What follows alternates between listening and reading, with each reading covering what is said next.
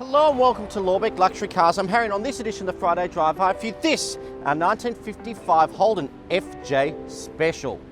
Now because this 1955 Holden, it's pretty basic. We've got four wheels to stop the body from scraping along the ground. We've got a motor, a 48 kilowatt one, to make it actually move. We've got bodywork, which will stop you getting wet when it starts to rain. So now we've got all the complicated bits out of the way, we can move on to the reason why this car is in fact so special. The reason this is an important spot is not necessarily because of the car, it's because of what this building is behind us. And back on the 5th of November 1936, the Prime Minister at the time opened this factory, the second Holden factory in Australia. And then some 12 years later, then Prime Minister Ben Chifley in the Port Melbourne Social Hall, wherever that is, I haven't been able to work it out, launched the not overly inspirationally named 48-215, which is a predecessor to this, the Holden FJ.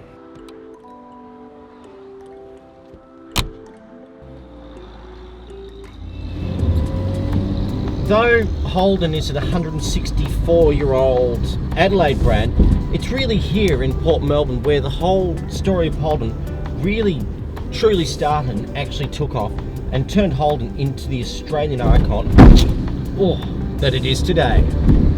It was in this very factory where during the 1930s guns, aircraft, bodies and engines were made to fight the war, which ultimately we end up winning.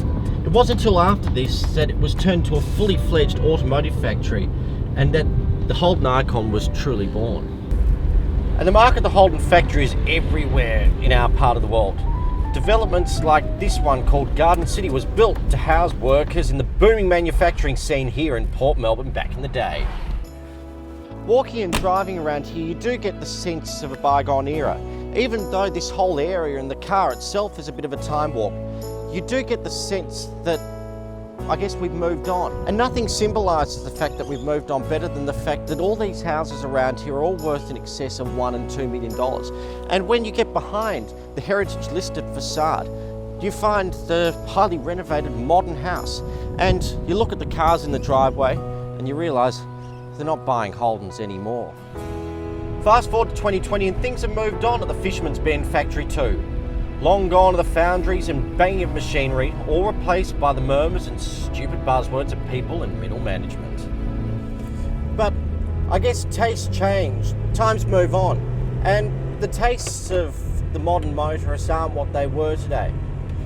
It is a disgrace that the only thing that remains of the most iconic piece of Australian automotive history is a small glass building. The fact that this monolith has been reduced to just that is really, really depressing. The reason we don't manufacture cars in this country anymore is because we just don't buy them. As sad as it may be, the silver lining is that you can very easily own a small piece of history. So come down to Lorbek Luxury Cars and buy our superb one family owner example that drives even better than it looks and be a part of a celebration of what made Australia great. We'll see you next week.